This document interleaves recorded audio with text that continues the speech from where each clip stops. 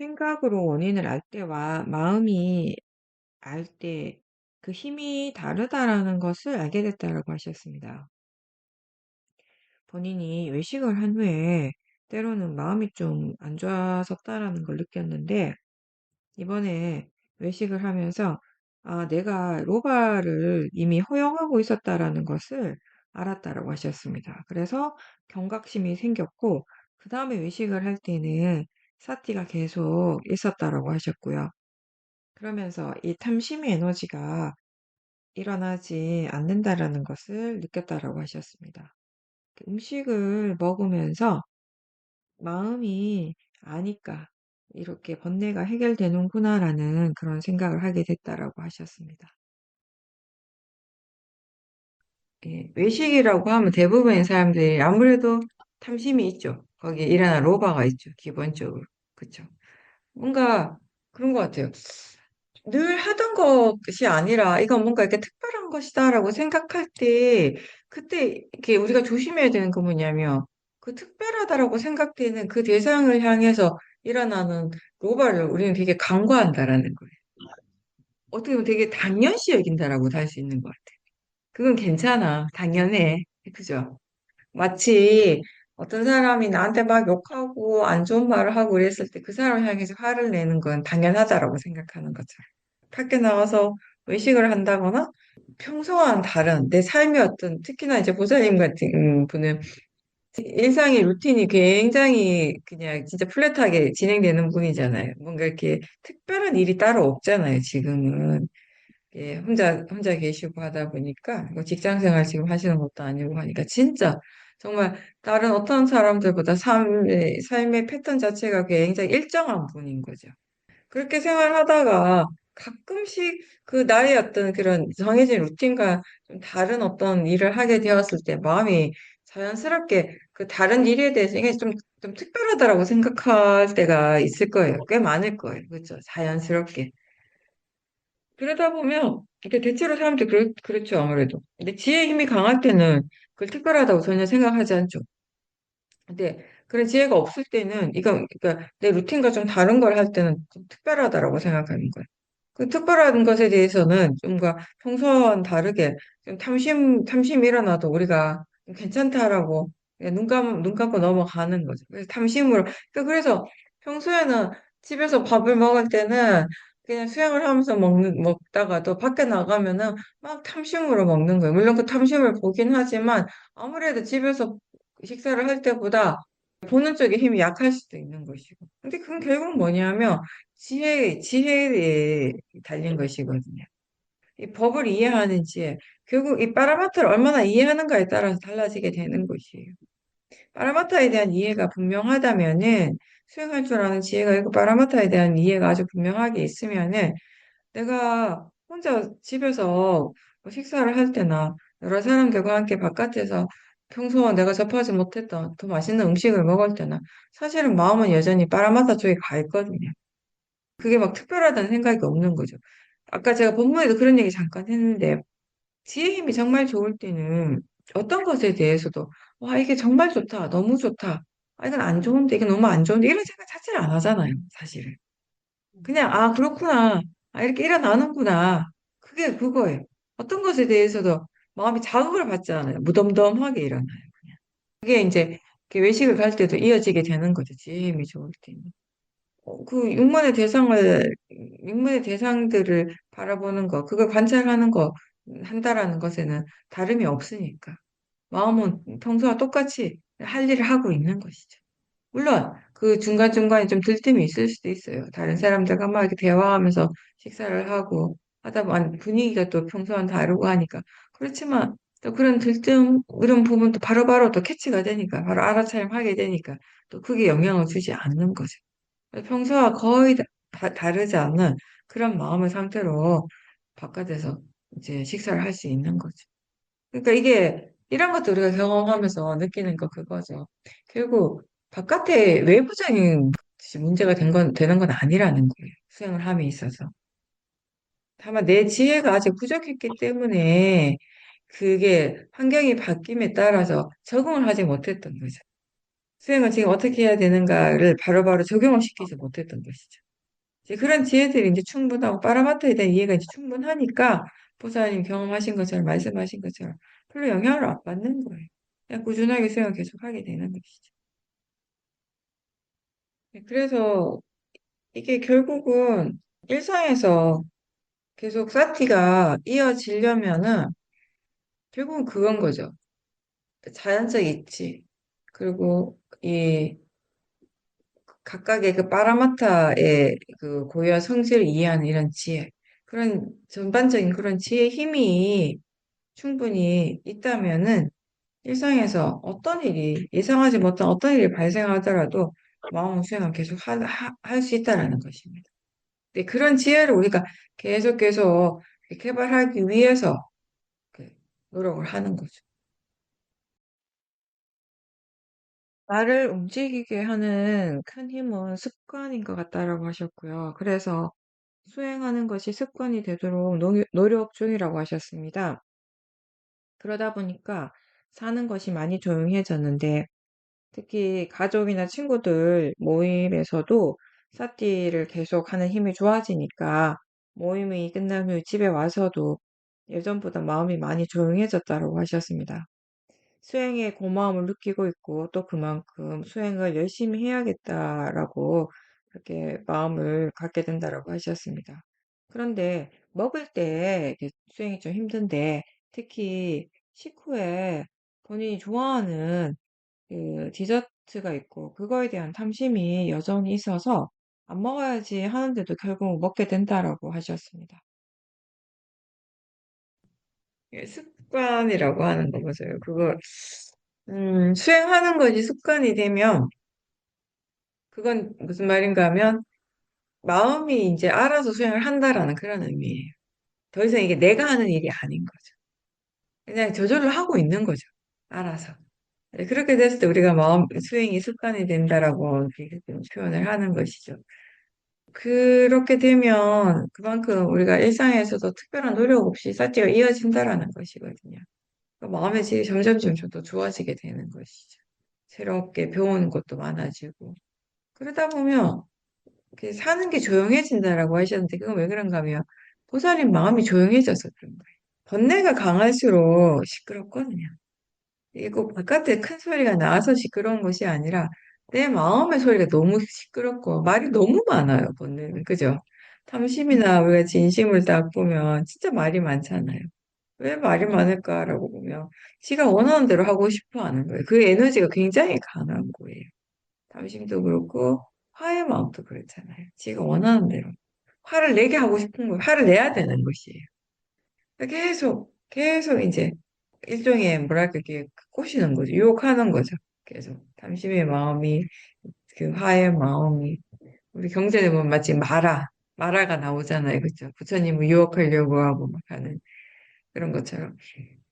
그래서 번뇌가 점점 줄어들게 되면은 마음이 점점 조용해지고 그리고 또 하나는 뭐냐면 단순해져요. 이게 번뇌가 강할수록 뭔가가 이렇게 실타래가 막 얽혀 있는 것 같은 복잡한 느낌이 확실히 있잖아요, 그죠? 그래서 어디서부터 풀어야 될지 모르겠는 거예요. 너무 막 이렇게 얽히고 설켜 있어가지고. 근데 지혜 힘이 좋을 때는 되게 뭔가가 다 선명하고 분명하고 가볍고 동시에 단순하고 뭔가 얽혀 있는 게 없는 거예요. 그냥 다 확 드러나는 그런 느낌인 거죠. 네. 어디에서 시작해서 어떻게 결과가 나고 이런 것들이 눈에 보이잖아요, 사실. 근데 번뇌는 마음이 복잡하고 막 머리가 복잡하거든요. 그러니까 뭔가 이렇게 답답해지고요. 뭘 하더라도 그 에너지를 많이 쓰게 되는 것이에요. 그런 마음으로 하다 보니. 근데 지혜는 가볍게 하는 거죠. 하루 종일 수행해도 힘들지가 않는 것이고. 근데 그런 마음으로 살아가면 사는 것 자체가 힘든 느낌이 안 들어요. 조용한 거죠. 그냥 쭉 이렇게 흘러가는 거예요. 특별한 것도 없고, 뭐 하나하나를 보면 거기 안에서, 아, 이건 좀 다르네, 특별한 애라고 판단할 수는 있겠지만, 그냥 거기에 대해서 크게 의미를 두지도 않아요. 그냥 지나가고 하면서 그냥 쭉 가는 거죠. 근데 그렇다고 해서 그게 뭐 지겨운가? 또 그런 건 없는 거예요. 매 순간순간 우리가 그 어느 때보다 매 순간순간에 최선을 다하잖아요. 전 그렇게 생각하거든요. 우리가 수행한다라고 하는 건 알아차리기 위해서 노력하고 일상에서 우리가 수행하기 위해서 노력한다라고 하는 그 자체가 다르게 표현하면 매 순간순간을 굉장히 열심히 산다는 거예요. 최선을 다해서 사는 거예요. 우리가 그 순간 놓치지 않으려고 노력하는 것이기 때문에. 그렇게 살지만 힘은 안 드는 거죠. 점점 더 가벼워지는 거죠. 그래서 이번에 이제 사는 게 조용해졌다라고 느끼실 만큼 그만큼 일상에서 이제 마음이 수행을 하고 있고 마음의 힘이 좋아지고 있다라는 것이고 그러다 보니까 이제 모임에 가셔서도 예전처럼 그렇게 막 마음에 들뜨지 않는 거예요. 막 들뜸이 강하게 일어나고 번뇌가 커지면 이게 나도 모르게 말이 많아지잖아요. 그러다 보면 어느새 사티가 전혀 없고 이 여러 가지 번뇌로서 말을 하고 그때는 몰라요. 그 당시에는 그냥 즐거운 거죠. 막 재밌고 즐겁고 즐기는 거죠. 그러다가 이제 돌아오면 마음이 지금 너무 안 좋다는 걸 이제 느끼게 되는 것이.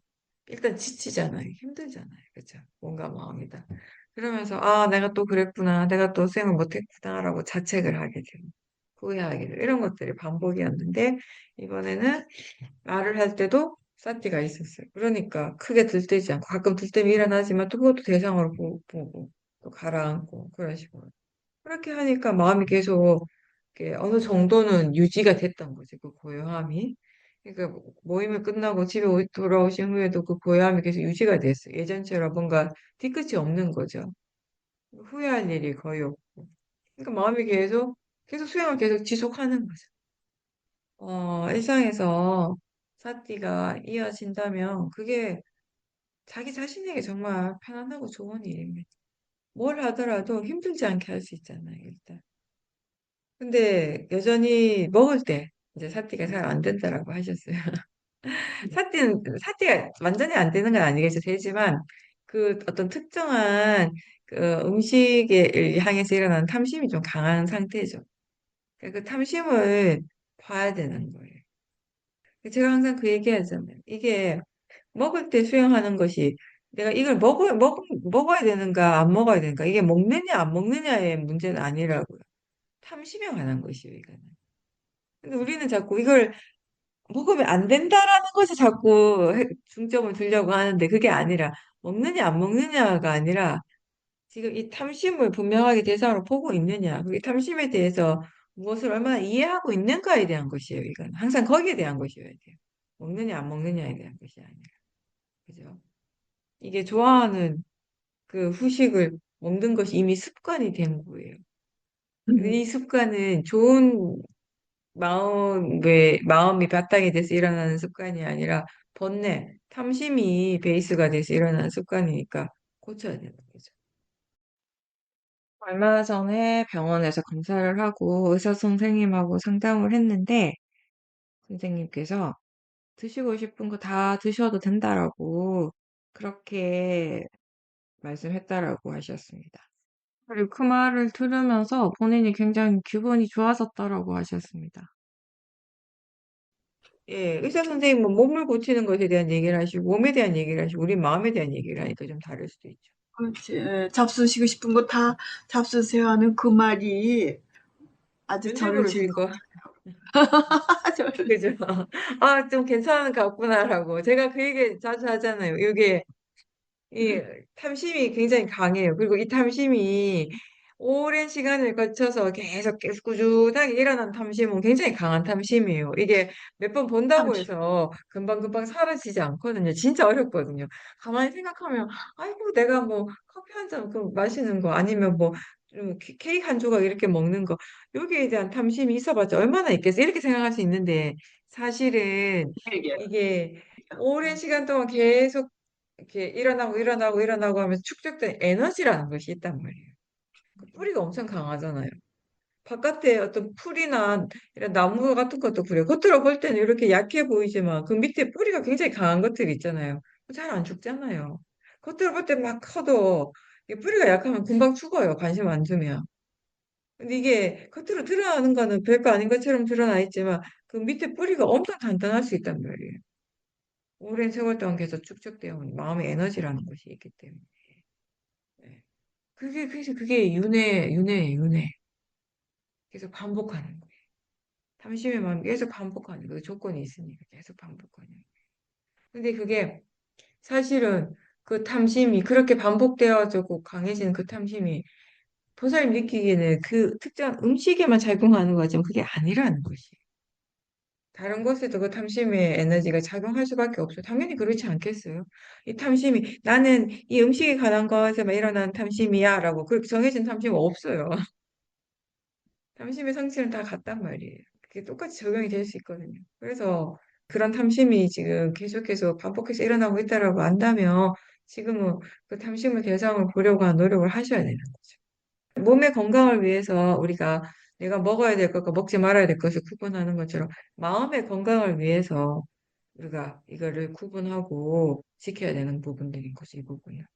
의사 선생님 입장에서는 연세가 이제 80이 넘어가시고 그러니까 지금 건강이 좀 안 좋은 거 뭐 드신다 하더라도 그게 크게 영향을 안 미친다고 생각을 하잖아요. 그리고 영향을 미친다 하더라도 이게 진행 속도가 워낙 느리니까.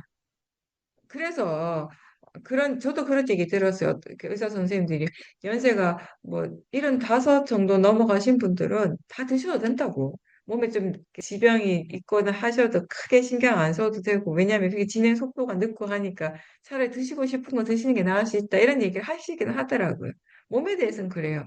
근데 이제 다만 마음의 부분에서는 그걸 탐심의 마음으로 하니까. 그죠? 나이가 들어도 마음은 계속 새롭게 일어나는 것이라고 제가 아까 본문에도 얘기했잖아요. 그 새롭게 일어나는 마음이 좋은 마음이 일어날 수 있도록 그래서 지혜를 계속 개발할 수 있는 방향으로 가는 것이 나한테 이런 것이잖아요. 내 몸에 맞고 내 체질에 맞는 것을 먹는 것이 먹고 운동하는 것이 내 몸을 위하는 것이고 사티 사마디 지혜 힘을 키우는 것이 내 마음을 위하는 것이고 그런 측면에서 보는 거죠, 우리는. 그런 작은 틈이 처음에는 진짜 바늘구멍과 같은 아주 작은 틈이 나중에는 큰 구멍이 돼버릴 수 있어요. 이거 아, 왜 그런가 하면 탐심의 에너지와 지혜의 힘이 아직까지는 통일하지 않으니까. 지혜가 더 크다면 그 바늘구멍은 계속 바늘구멍이 되어 있겠지만 언젠가 막히겠지만 번뇌 에너지가 더 크면은 이 바늘구멍이 큰 구멍이 되어버린다고요. 독이 터져버리듯이 어느 순간 터져버릴 수 있게 되는 거죠. 그래서 항상 조심해야 되는 거죠. 맞아요. 저도 그래요. 병원에 가서 검사를 했을 때 어떤 부분이 좀 안 좋게 나왔으면 아 조심해야겠다라고 조심한단 말이에요.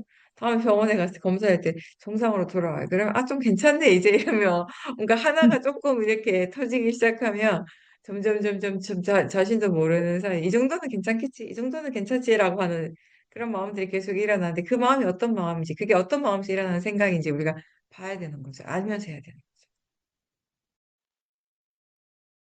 한동안 삿띠가 이어지고 마음이 활발하게 수행을 하다가 그 수행하는 힘이 약해지고 모하가 강해졌을 때가 있었는데 그때 이제 마음이 거기에 대해서 숙고를 했다라고 하셨습니다. 그러면서 왜 알아차림이 계속 이어지도록 노력을 해야 하는가라고 질문을 했고 그 순간에 아, 수행은 그냥 하는 거지라고 하는 답이 바로 나왔다라고 하셨습니다. 그리고 그 답에 대한 이해가 있었다라고 하셨고요.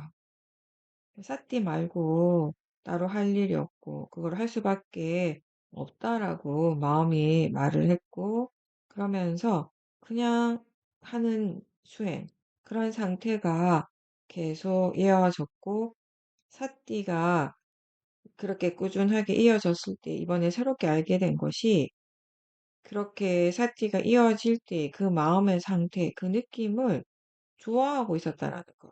거기에 대한 좋아하는 마음이 있다라는 것을 좀 더 분명하게 알게 되었고, 그래서 그 상태가 계속 이어지기를 원하는 마음이 있다는 것을 알게 됐다라고 하셨습니다.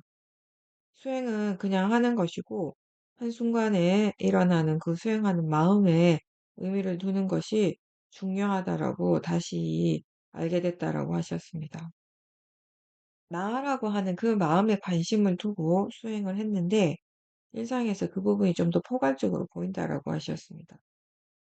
내가 한다고 생각했던 것이 사실은 다 마음의 일이었고 18개가 전부인데 이렇게 함께 일어나고 있는 것에 대한 이해가 좀 더 생기고 있다라고 하셨습니다.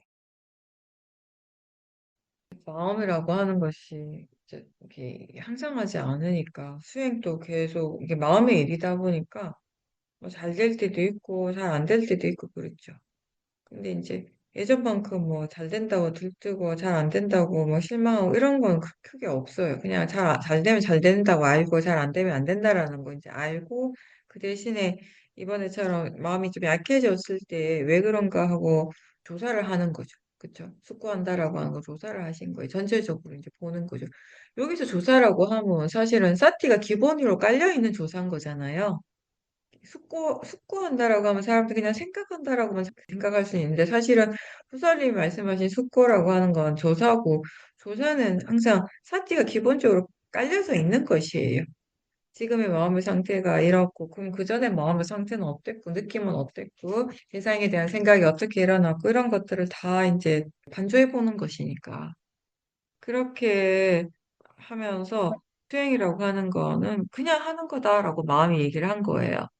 근데 사실은 그게 예전과는 굉장히 많이 달라진 부분이죠. 왜냐하면 예전에 보살님은 그 누구보다도 열심히 수행하는 사람이었고, 다시 얘기하면 그 누구보다도 수행에 대한 탐심이 강한 수행자였고, 근데 그 엄청난 이제 수행에 대한 탐심이 거의 이제 없다시피 이제 지금 수행을 할 수 있게 되고, 네, 그런 지혜가 이렇게 생각을 하는 거예요. 그냥 수행이라고 하는 거 그냥 하는 거다. 어떻게 되기 위해서 하는 것이 아니라 지금 이 순간 알아차림이 있는 그 자체 그냥 이게 전부고 대상이 일어나니까 수행하는 거지. 이제 그런 정도로 이제 마음의 생각을 하는 거죠. 이제 그게 이 수행에 대해서 우리가 가장 바른 생각이라고 할 수 있죠. 왜냐하면 그냥 그거 말고 사실 또 뭐라고 얘기하겠어요. 물론 항상 제가 이제 법문을 할 때는 위파사나 수행은 지혜를 개발하는 수행이다라고 표현을 해요. 그럼 사람들은 지혜를 개발하는 거, 지혜라고 하는 거 어떤 목적을 그게 어떤 목적 의식을 가질 수 있는데 사실은 그렇게 해서는 안 되는 것이거든요. 그냥 하는 건 그냥 해요. 그냥 하는데 뭘 얻기 위해서가 아니라 지혜를 얻기 위해서가 그냥 하는데 그렇게 했을 때 결과가 어떻게 되는가 하면 이 탐진치를 이해하고 무상고 무아를 이해하는 지혜가 일어난다라는 것이.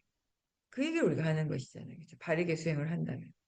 수행에 대해서, 그리고 이 수행을 이렇게 했을 때 어떤 이익이 있는지, 그런 수행의 이익을 이해하고, 그 수행하는 마음에 대해서 이해하는 이런 지혜들이 이제 충분히 이렇게 갖춰져 있기 때문에 탐심 없이 수행을 할 수 있게 되고, 그래서 마음이, 아, 수행 그냥 하는 거야, 라고 말을 할 수 있게 된 거죠. 이제 그만큼 이제 보살님이 예전과 비교한다면 말할 수 없이 편안하게 수행을 하고 계시는 거고, 탐심이 없기 때문에. 그쵸? 수행은 똑같은데, 내가 하는 일은 똑같은데, 그 견해가 그렇게 달라지니까, 수행에 대한 탐심이 그렇게 없으니까, 너무 편한 일이잖아요, 이게. 세상 그 어떤 것보다 편한 거잖아. 지금 한번 생각해 보세요. 이것보다 편한 일이 있을까? 이것보다 수행하는 것보다 나를 편안하게 할 수 있는 것이 있을까라고 한번 생각해 보세요. 없을 거예요. 근데 똑같은 일인데 불과 몇 년 전에는 이것만큼 나를 힘들게 하는 일이 또 없었을 거예요. 가장 나를 힘들게 하고, 그죠? 어떻게 보면 마음을 굉장히 고통스럽게 하는 일이 있을 때는 수행이었어요. 근데 수행의 문제가 아니라는 걸 이제 알잖아요. 탐심이 있고 없고의 차이인 거죠. 어떤 마음으로 수행을 하는가에 대한 차이인 거죠. 근데 그만큼 탐심이 거의 없지만 그래도 또 돌아보면 아직 미세한 것들이 남아 있는 거예요. 완전히 없지는 않는 거죠. 또 그런 것도 우리는 찾는 거죠. 발견해 가는 거죠. 아, 이런 탐심이 여전히 있었구나. 또 이런 약간 불편함이 좀 이렇게 불만족스러움이 여전히 남아 있구나를 하나씩 하나씩 또 이제 발견하게 되고 그걸 보게 되면 보는 건 좋은 거예요. 발견하게 된 거, 알게 된 건 참 좋은 거예요. 알았으니까 또 거기에 대해서 우리가 또 수행을 할 수 있고 또 그게 또 거기에 대한 어떤 식의 어떤 해결을 할 수 있는 거니까. 그러면서 마음이 점점 업그레이드 되어 가는 거예요. 발전해 가는 것이거든요. 미세한 부분들까지. 네, 수행이 잘 될 때 거기에 대해서 아주 이렇게 미세하지만 좋아하는 마음, 그리고 이게 계속 이어지길 원하는 탐심이 그때도 어느 정도 있다라는 거는 느 정도 느끼긴 했지만 이번에 좀 더 분명하게 알게 된 거죠. 수행이 잘 안 될 때뿐만 아니라 잘 될 때 일어나고 있는 번뇌에 대해서도 항상 주의를 기울여야 돼요. 어떻게 보면 수행이 많이 이렇게 능숙하신 분, 수행에 대한 지혜가 많고 수행을 정말 잘하는 그런 분들일수록 이 부분에 대해서 더 관심을 다 가져야 될지도 몰라요. 수행이 잘 되고 있다라고 할 때, 그때도 여전히 남아있는 수행의 탐심. 결국 수행자를 힘들게 하는 건 초보자나 수행이 아주 능숙한 사람이나 결국은 탐심이거든. 그리고 수행 오래 하고 지혜 힘이 있는 분들 같은 경우는 사실 내 삶의 다른 부분에 대한 탐심들은 많이 줄어들지만 아직 수행 자체에 대한 탐심은 미세하지만 굉장히 그게 강하게 남아있을 수 있거든. 항상 그 부분은 우리가 신경을 써야 주의를 기울여야 되는 부분이긴 합니다. 네, 나라고 한 느낌에 대해서 관심을 두고 계속 관찰하는 거는 좋은 거예요. 제가 볼 때는 괜찮은 것 같아요. 네. 그게 결국엔 우리에게 마지막까지 남아있는 가장 근본적인 번뇌이니까. 안다고 해서 다 사라지진 않지만 그 느낌을 계속 관심을 가지고 보는 만큼 또 우리가 예전 같으면 미처 알지 못했던 어떤 그런 별거 아닌 그 일을 할 때나 내가 생각할 때 내가 느끼기에는 나라는 그런 생각 없이 한다라고 했던 그런 어떤 행동이나 말을 할 때도 여전히 나라는 느낌이 있다라는 것을 발견할 수 있다면은 그거 굉장히 좋은 거거든. 아까도 얘기했듯이 그런 여전히 남아있는 미세한 번뇌들을 계속 내가 보는 거니까.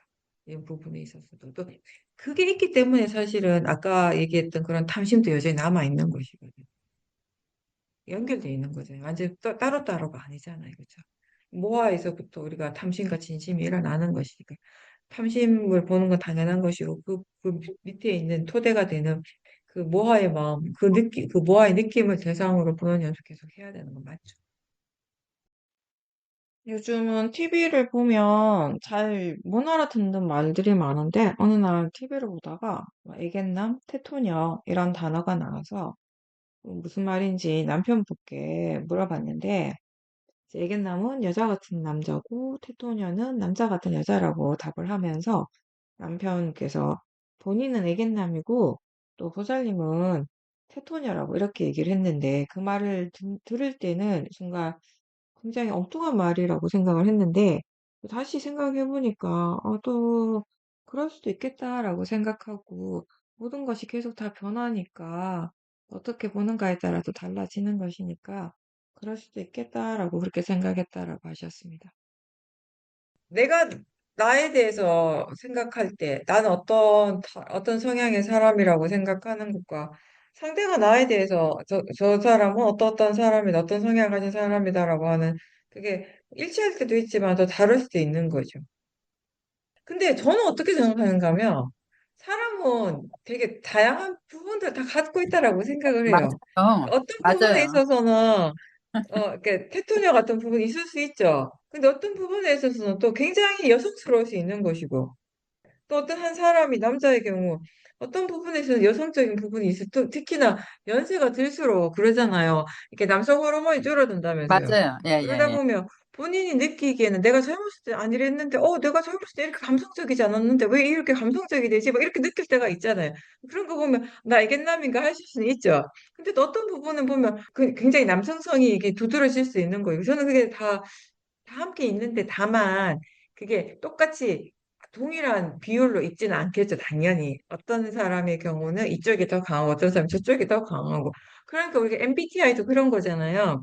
I하고 E인가요? I하고 E인가요? 근데 그것도 그러니까 이제 감성적인 부분이 강한 사람이 있고 이성적인 그런 근데 이성적인 부분이 강하다 해도 그 사람이 그게 완전히 100% 그거 이성으로만 똘똘 뭉치지는 않을 거 아니에요. 어떤 감성이 표출될 때도 있는 것이고. 저는 제 자신을 바라볼 때 MBTI 저는 그게 I인가요?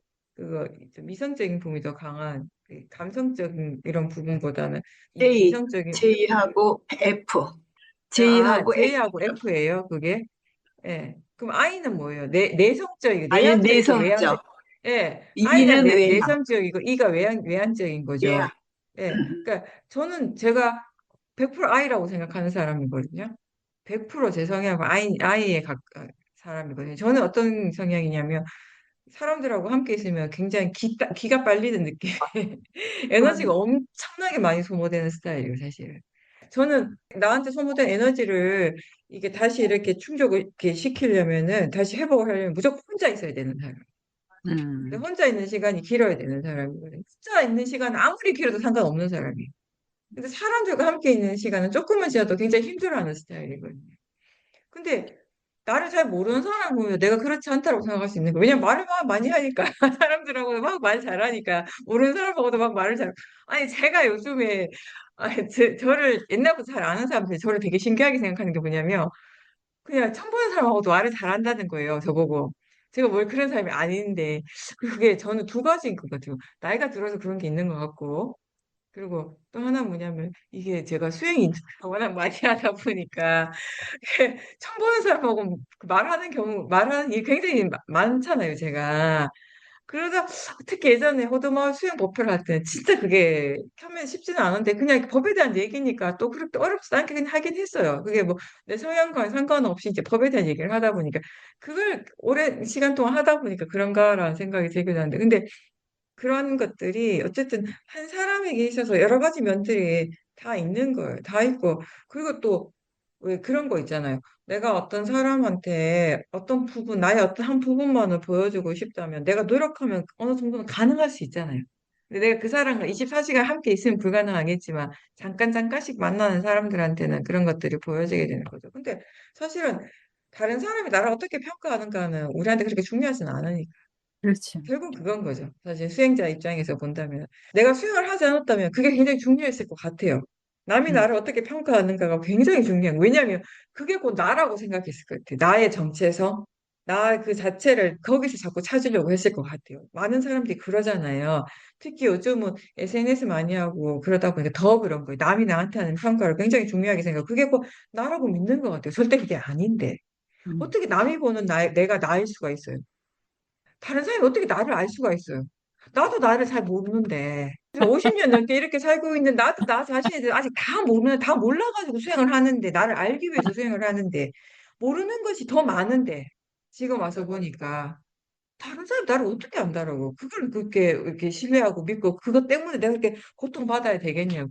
물론 그렇다라고 해서 남이 나를 위해서 축복해 주는 거, 넌 나를 모르니까 무시해. 이런 말은 아니잖아요. 제가 하는 말의 의미가, 그죠? 나 자신에 대해서 알면 아는 만큼 우리가 다른 사람이 나한테 하는 말에 휘둘리지 않게 되는 거예요. 그것 때문에 일어나는 번뇌가 별로 없다라는 것이에요. 괴롭지 않다라는 것이에요. 그래서 우리는 나에 대해서, 자기 자신에 대해서 바르게 알아야 되는 것이에요.